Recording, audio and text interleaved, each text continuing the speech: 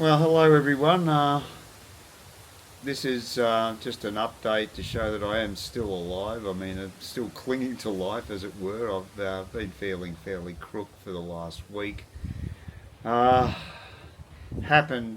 started since last Friday. I was coughing quite a bit when I was out at the pub with Sid, and progressively it got worse and worse on the weekend and became a classic cold with runny nose and crook head and lethargy and just all the usual wonderful things. Just drinking water made me cough, or hot liquids or anything basically. So I've actually been off the grog for the past week, so I'm really hanging out for a drink today. Sid wants to go to the happy hour. I don't want to give him this cold. I think I'm probably over the contagious part of the cycle, so it should be okay. But I didn't go down to the hospital yesterday because of that. So I'm not 100%, but I'm feeling a hell of a lot better than I did. I also got that heat rash on my chest was really playing up quite a bit during the week, and so I've been using aircon every night, except for yesterday. We had a massive thunderstorm yesterday, and that was brilliant because it totally cooled down the area. I'd say by maybe 5 or 10 degrees. It was huge change.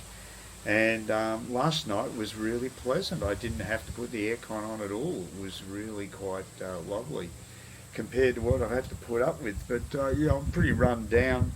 I'm going to get some food at the supermarket. I'll probably get it myself and just get a lift with Sid. So it's nice to have a friend locally who's prepared to do that for me, because I missed out on my delivery this week. So that's no big deal. Another big thing this week I was looking forward to was the Starship launch, and that just took place. It was a Starship 7 launch, test launch, and it took place just a couple of hours ago. And it looked fantastic up to the point where the booster dropped away from the actual Starship, and the Starship went off in towards the orbital range, and the booster fell back to Earth, and again they captured it in the chopsticks, which was amazing to see. So incredible technology they're using, because Bezos's Blue Origin New Glenn ship had a successful launch into orbit earlier in the week, but they couldn't recover the booster, which is supposed to be fully reusable. So they got that part of the equation right with the Starship today, but the big problem is they lost contact with the Starship itself, which was the new Block 2 Starship, and lots of new modifications. I want to check out the heat tiles and everything, and they could do nothing because they've just lost the ship. So it's probably the biggest failure I think I've seen from SpaceX for years. It's a real blow, because just not losing all contact, not being able to carry out any of the tests that they wanted to do. They wanted to deploy some dummy Starlink satellites. They couldn't do that. They couldn't check the heat shields. They couldn't check just turning off and on the rocket engine just to see whether they could successfully do that. That was all gone. They couldn't do any of that experimentation, so it's been a pretty ordinary flight, really. I mean, it was nice to catch the booster, but that wasn't the main game. And the other big hassle I've had this week, I've been trying to get an e-visa from Vietnam since Monday. I've had a succession of hassles. First one was that my internet security that I've got on my computer blocked me from even making the payment transaction for the visa, the e-visa, on Monday. On Tuesday, I then switched to my laptop, which for some reason, doesn't stop me put me into the protected browser and actually allows me to put the transaction through. I did that with my my Visa debit card, which should work fine. I looked it up, the Visa, because it's a Visa, it should be good for international transactions. But once I put the transaction through, it failed. So then, third time lucky, on Wednesday, I used my Visa credit card, which thank God I've still got from ANZ. And surprise, surprise, it actually worked. It took the transaction. And so I thought I was finally in business. But then again, today, I get an email back from the Vietnamese visa people, the immigration people, saying that the name was wrong on the application. And that's the weirdest thing on earth, because you give them a copy of the page, a photocopy of your ID page in your passport. All that information's there, and it actually reads it and puts it in the fields that are required, including your name. But for some reason, there's definitely a bug with this software, because every other time it had both of my first names in that field, which is what's required, but for some reason this time it's just put my first name without my second name, and it rejected it. So I had to go in and modify it today, and I checked the progress of the application. Apparently it's progressing again, which means I may finally get my e-visa on Tuesday, but it's been one huge pain in the ass. And it's almost as if the Vietnamese don't want tourists to turn up, because they're making it so hard for us to apply. I've been through these houses before with them in the last few years. It's been a real pain in the ass to get an e-visa. It shouldn't be that difficult. It wasn't in the past, but it is now. And whereas if I wanted to go to Thailand, I think I can get 45, 60 days, I'm not sure the exact status, without having to even apply for a visa. They'll just stamp your bloody passport when you turn up. So much easier. But, Vietnam just doesn't want to be competitive. Anyway, look, I can put out the usual plea of please subscribing to the channel, please make a comment and give us a thumbs up. It's probably fallen on deaf ears. It doesn't seem to have much effect. That's why I don't bother doing it in the written sense anymore. But anyway, hope you like what I've got. I'm just going to give you some footage I shot before I became crook, and hopefully there'll be something more exciting in the pipeline next time. Well, it's Wednesday, and in the new year 2025. So we've had a full week now in the new year, and I've suffered a couple of bad nights of heat rash. I had to put the aircon on, and I washed myself down with soap and what have you, put all this different creams and stuff on there, but still it's like hell until the early hours of the morning. So I didn't get much sleep 2 nights in a row. Last night was a lot better. I don't know why. I hadn't changed anything, but the weather's pretty well the same, so I'm not quite sure why that's the case, but I'm not knocking it, because it was pretty unpleasant, and it made me nostalgic about my times down in recent time in Melbourne, where it was such a nice place to have a snooze overnight with the blankets. Unbelievable luxury. But I'm back in the tropics, and I don't use aircon during the day, just use fans, and but I just had to do something because the itching was just killing me. So just the way it is. But not a cloud in the sky today, and I tentatively plan to catch up with Sid today to have lunch. He'd forgotten about it, but I thought I'd better just send out the feelers. But he still wanted to go and have a bite to eat, a couple of beers. I didn't actually have any alcohol last night, and I didn't really miss it. So because there hasn't been any little Liquorland specials that I'm interested in. They usually happen on Monday, but they've got discounts on wine, and that doesn't really do much for me. I like their general discounts where you can get liquor cheaper too, but not the case right now. so passed on that one. And I've had a very sedentary time since last Friday going to the tavern. I haven't been out of the house, watching a bit of the cricket, which was fascinating, and an unexpected ending, because I didn't think the Aussies had much hope of winning that game, but they did. And it was a great series, so it was good to see. But one of the great frustrations for me is that my my TV aerial's on the fritz, and it kept pixelating the picture all the time. And of course it had a knack of pixelating when wickets fell, just when you really needed a clear picture. So isn't that life? So have to get something done about the TV. I won't be using it again until the football season, really, because it's so rare that I use broadcast TV. I used to put my memory stick in there and watch movies and stuff. I don't even bother with that anymore. I just watch it on the computer screen. I've got I don't know what size it is. It's an over 20-inch size computer screen. It's decent size, and yeah, I just watch most of the stuff there. I was watching this fascinating documentary about there were 4 American GIs who actually deserted from the United States, or from South Korea, across the border to the north just after the Korean War, and they were used as propaganda tools by the regime, of course. I don't know if they got anything. They got better treatment than your average Koreans, but they certainly wouldn't have got the same standard of living they get in the West.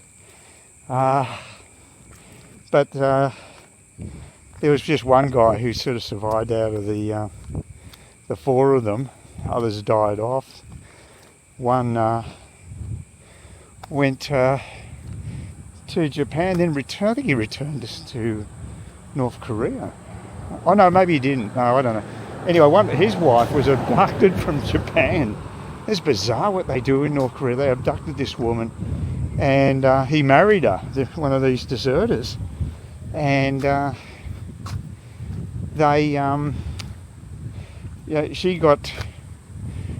think she got permission to leave the country and went back to Japan and became a bit of a celebrity, of course, because she spent so much time as an abductee in North Korea. And he went back and met her in Indonesia, and then he went to Japan. That's right. And he got 30 days in prison, because there was an extradition treaty between Japan and the States. And so because he was in that area, Indonesia not so. If he stayed in Indonesia, he would have been fine. But he had to do, they cut his sentence right down to only 30 days, probably because of his age and physical health. And yeah, I think they all died apart from this one guy, the main guy that was based around, who also had a pretty unhealthy lifestyle. They're just working class guys who they certainly weren't high up the military pecking order. They were just grunts, and but they were they decided to defect to North Korea, which is a bizarre thing to do. They also appeared in this movie in the 70s, propaganda movie, which painted obviously because the Americans are always regarded as the aggressors by the North Koreans in their history. So, rewrite history to suit their own agenda. We've heard of that before. Happens in our own culture anyway. So, yeah, so that's... But no, I find it fascinating just that this guy just seemed like an average working class guy. He ended up in North Korea. He goes fishing with all his North Korean geriatric mates, just like a normal sort of outing that anybody would have. He speaks fluent Korean, which is pretty impressive, I guess, for someone who only speaks one language. And yeah, like I said, they had a shot of him in a bowling alley, which obviously would be something that most Koreans would have not had access to. So they've obviously got privileges to some degree, but apparently their food quotas aren't that great. They're about 800 grams of rice per day, which probably is generous by North Korea, especially when they had a famine where a lot of people died, maybe in the millions. So they were sheltered from all of that. And once they appeared in this propaganda film, they become celebrities over there. Prior to that, they were hated Americans. So they were hated by the Americans themselves because they deserted, and they weren't exactly lauded by the local North Koreans. So it's just, yeah, I find those sort of, it was just an interesting doco, different sort of angle. So that was good viewing, I thought. But yeah, that's I don't know if you saw that in camera. So you see that a lot with the electric scooters, that you'll get young couples, teenage couples that are riding together. Although they did have helmets on, I'll give them that. But they do go pretty damn fast. And I've heard apparently there's been a couple of deaths. I think it might have been in Brisbane or something like that. So just pedestrians are knocked off. Well, it could have been Melbourne. I might have heard it from my mates in Melbourne. They said that you can only now get hire ones. You can't have private electric scooters. But I don't know, that doesn't make much sense. I mean, you do just as much damage on a hire one as you could in your own. I don't see what difference that makes. Tourism angle, I've no idea. But anyway, yeah, the world is an interesting place too when you got Donald Trump talking about buying Greenland, which I think is actually not as crazy as it sounds, because apparently there's only 50,000 residents in Greenland. America could afford to pay them generously to take possession of their land. They'd be set for life, because that's a rather small population to look after. And the natural resources there, I think, and strategic location is probably worth it all. So I don't think it's a joke. I think he's quite serious about that. But whereas the talk about taking over Canada, now that's just BS. It's not going to happen. Although Canadians are pretty disillusioned with Justin Trudeau. They've finally worked out the guy's a total jerk, and he had to resign in disgrace. I think 70% of the electorate, I think he's on the nose, so that's a pretty high percentage. And I've never liked the guy, so I think it's good for Canada. And I can't imagine that Canada would ever become a state of the US. Just can't see that ever happening. I'm going down to Cairns. Got to go and have my usual weekly appointment. The good news is that it was originally at 2:30 in the afternoon, which is quite late, and it really means that when I do my shopping on the return trip, it's going to get a bit later than I was hoping.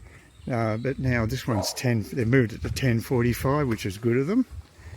And so that means I'll get back mid-afternoon, because I want to actually roast up some lamb that I've had for a long time in the freezer. My cousin was telling me that normal freezers in refrigerators, you don't really want to put your meat in there more than a few months, which I've definitely exceeded. I said you've got to have a proper deep freeze, apparently, if you wanted to, say, freeze your meat for about a year. So it may not be that great. We'll see. It was on special. It didn't cost me much. I've got the veggies and stuff. Even if the meat's absolute garbage, I can fill up on some veggies and gravy and what have you. So we'll see how we go. But I do need to eat it. I was thinking about doing it yesterday, but my friend wanted to go out and have a meal at the sports club, which we had tentatively arranged, but he'd forgotten about, but it was no big deal. So we did that, which is good, getting me out of the house, getting me to have a walk. I've been lazy as, just sitting at home, and it just motivates me to get out of the place. And even though I'm just going for a weekly appointment, which is boring but essential, it does also get me out of the house. So when you're not working, you sort of do need those little spurs.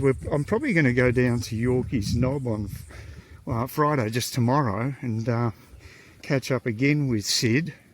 I only had the two schooners of Great Northern yesterday. I didn't have any grog at home. I haven't bought anything from Liquorland for a while. Still waiting for their 10%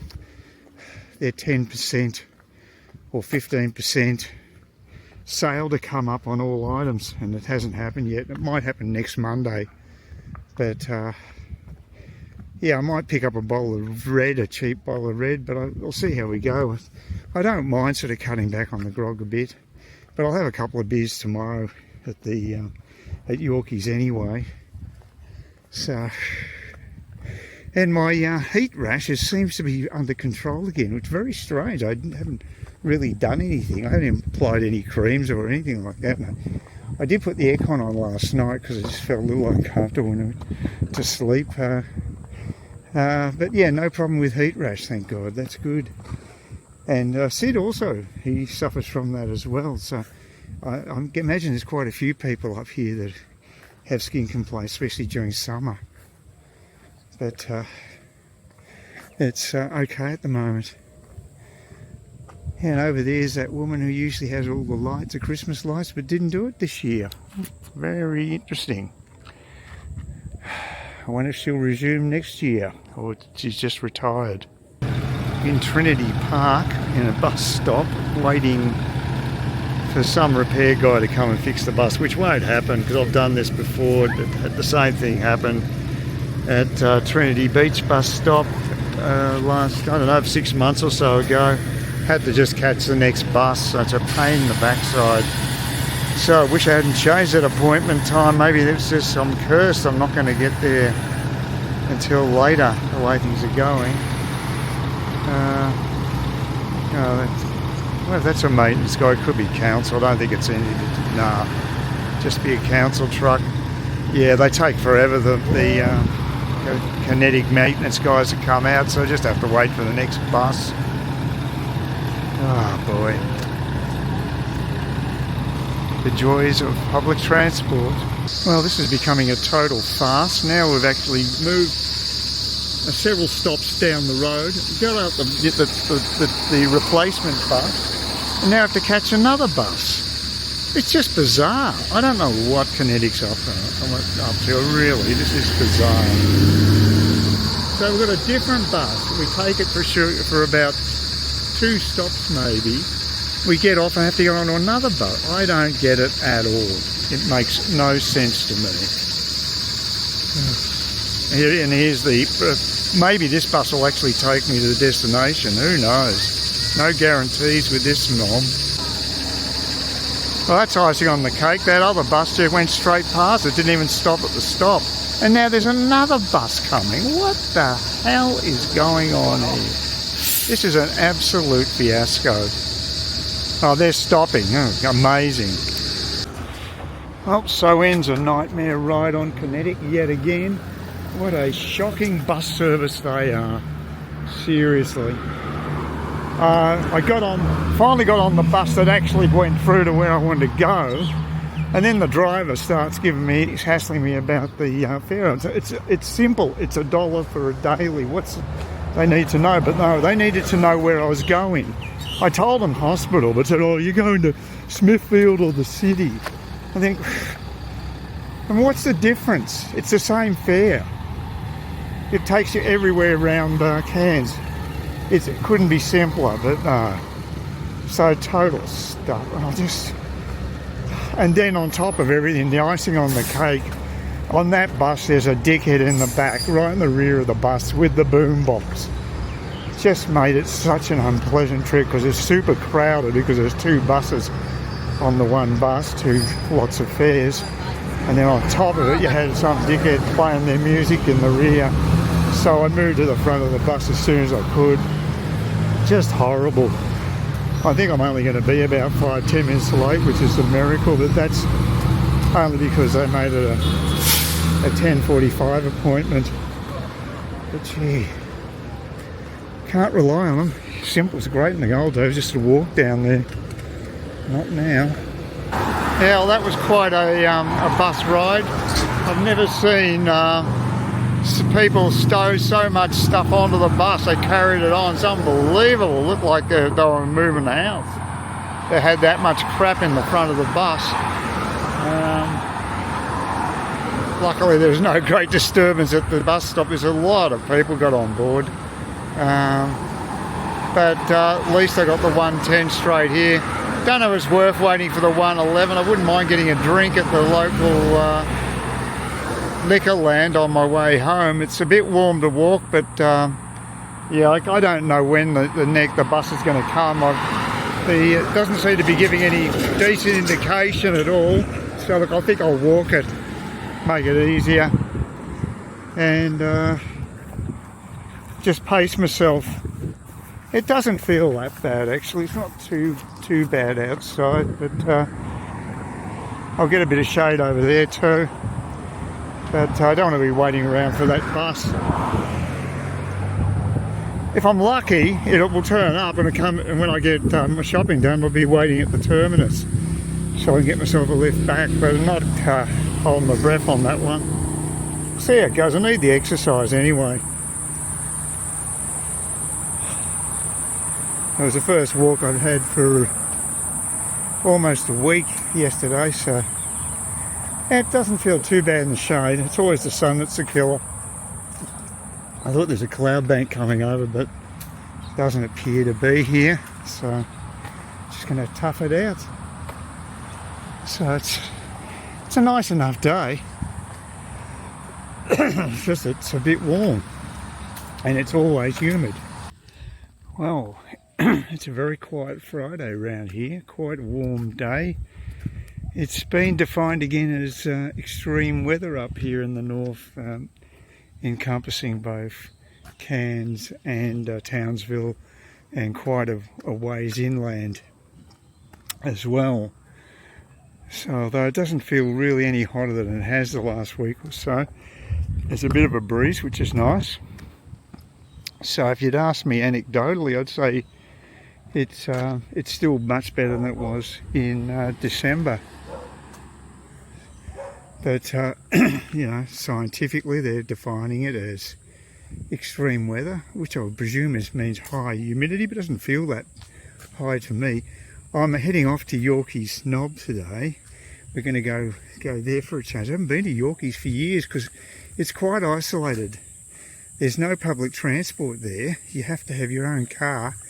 And I mean, there is a bus stop of probably about 1 kilometre away, or something, half a k. It's not exactly close. And the way I feel about buses right now is, I don't know, they're the last form of transport I'd want. That was a horror day yesterday on the buses. So I'd be very, very happy to avoid that. The good thing is, rather than just bitching about it, which I did last week, this week I actually took some action, and I found an email address specifically for Cairns Kinetic buses. Well, that's what it said. I don't know. I've got my doubts whether it'll go to the right people, because it doesn't look like a complete email address, and it doesn't indicate Kinetic at all in it. It's just some weird address. So I sent the thing through. I made a copy of it, and I'll pass it on to the state government rep, I think, who's probably responsible, or I might give it to Brett Olds, although it's not really a local government issue, it's a state government issue with the bus service. I'm talking about the boombox stuff that's happening. It's happening way too often. I only travel on the bus once a week, and I've encountered it a couple of times in just those 2 weeks. So it's like every second trip I get confronted by it, so it happens pretty frequently. I don't know if it's specifically a Kowara Beach issue or it's the whole network, but if they don't do anything about it, it's just going to get worse. And I mean, recreational drug use takes place on buses, I know that for a fact, and I don't think there's a tolerance to that by drivers. but there certainly seems to be 100% tolerance of them playing whatever music they like within a confined space and annoying other customers. And I know they're annoyed because I've seen them move into the front of the bus away from where the noise is coming from. So don't take a genius to work out that people are not happy. But it's a philosophy, a modern day philosophy, that that bad behaviour isn't responded to correctly, and it will get worse. But that is our modern system, and it's ridiculous. I mean, I don't want to go back to draconian times like people were being deported for stealing bread in the UK. That's going to the other extreme. But it's so bloody slack now in Oz and elsewhere in the West that I've got a feeling there's a movement back to a conservatism and going back to some old values, because people have pretty well... We've seen where the limits can go, and I think a lot of people are saying that having trannies do bedtime stories with kids in libraries is probably going a bit beyond the pale, that type of thing. That's the sort of...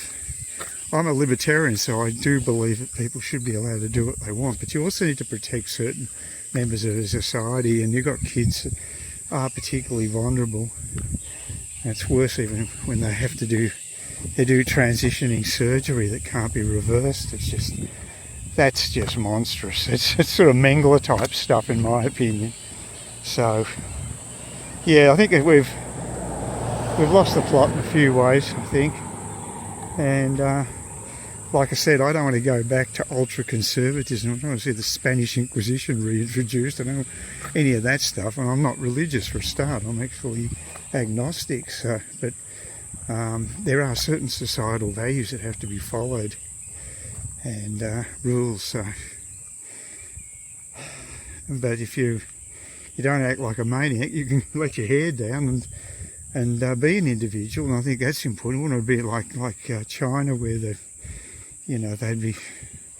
probably just want carbon copy comrades. Not that it's working. I think actually China's a tinder box at the moment and could well just... apparently the CCP's under a lot of pressure. There's a lot of cynicism towards them. The economy's not doing well. So there are a lot of bright spots in the world. A lot of, I think Russia's on its last legs as well. Yeah, you got to take it what you can get, I guess, in this world. And I think there are some positive signs to look at. But anyway, on my personal basis, just voicing my concern about about what's happening on the bus has made me feel better. Phew, a bit of work happening there. They've been working on it for a long time. Triple story place on the water. That'd be very nice. Yes, one of my favourite parts of town, just here. It's beautiful. It's a nice walk to the Coast Watchers shopping centre. That's where I'm going. I'm going to go to get new eye drops, but I'm also going to go and get myself some plonk, because I actually have a couple of alcohol-free days today. To this week. I sound like I have had it in the grog. Yeah, but I feel okay for it.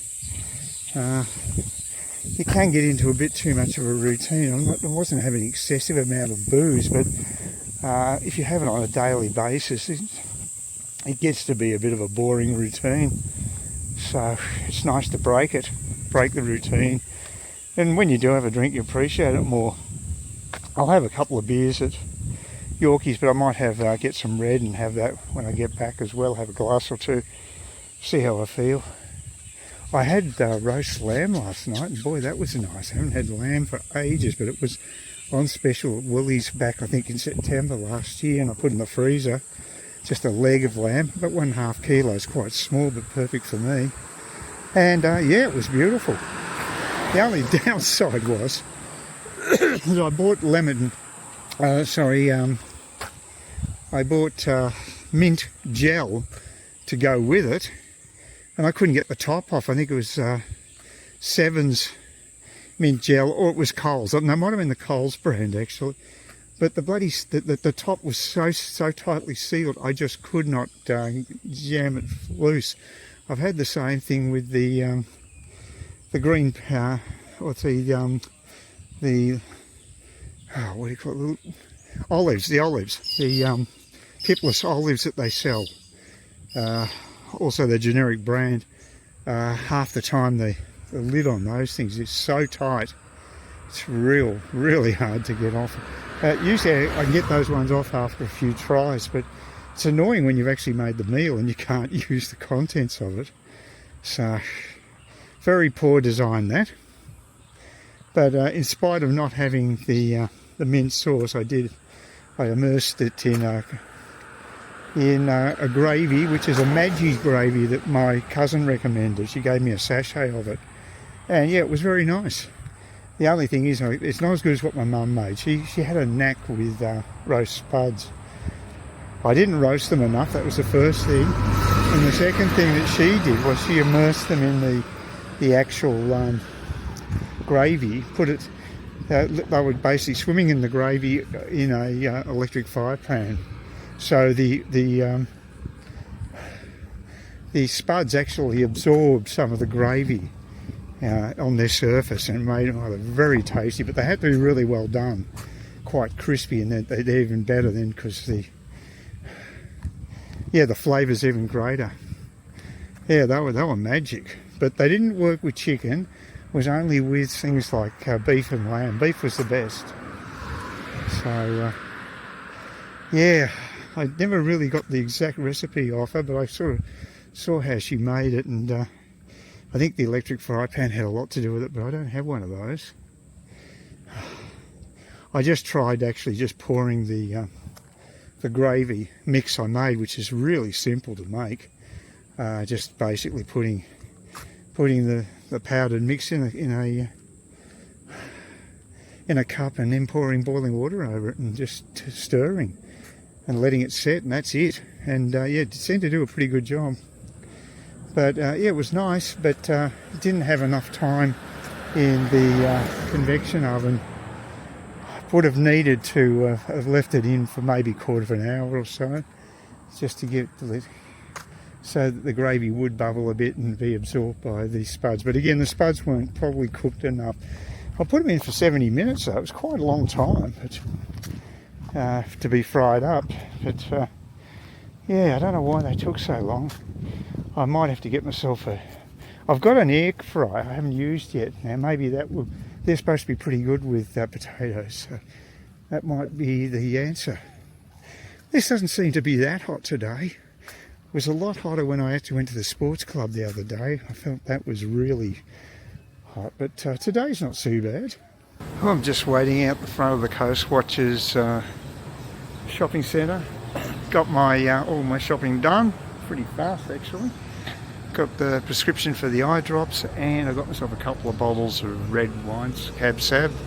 A label I haven't tried before. It's $20 for 2 bottles, and I think they normally go for 20 each. Oh, one thing I discovered though, the Parsons Paddock, which I got 2 bottles of that for $15 when I was down in Melbourne at Liquorland. I just noticed today they're selling individual bottles for 17. So that was a particularly good deal. I know my Glenn was very impressed with that price, and he quite likes that drop. It's not a bad drop, but I couldn't find it on the shelves. Well, that was the only way I could find the shelves. It wasn't actually on special. So the 2-for-1 specials can be quite good. Just at Yorkeys Knob on a lazy Friday afternoon, looking over towards Double Island from this perspective. And then going down there you can see there's Trinity Beach. Don't think we can see Kawara from here, but there's the marina just over the other side here. This is a big area that they used for Melbourne Cup Day. They had a fashion parade here. Now, a couple of years ago I think I was down here, and it was very pleasant. But one thing, I've got the membership card, which is $5. It's only for about 6 months because they work on the financial year. So it goes to the 30th of June, and now I've got to get another membership after that. So it's fairly expensive compared to the sports club and also the tavern. The other thing is when I got the two schooners, this is supposed to be happy hour from 3 till 6. Yeah, it almost cost $20 for 2 drinks. Now at the tavern, it would be $7 each drink, and with the code, if you use the code, you'll get an additional 10% off. So not cost competitive, but a very, very nice view and quite a pleasant drink with a decent breeze. And I thought I'd be half dead after my walk to Coast Watchers, but I feel okay. It's not that bad. The weather's is a lot better than the Bureau would have you believe. So it's quite a pleasant day.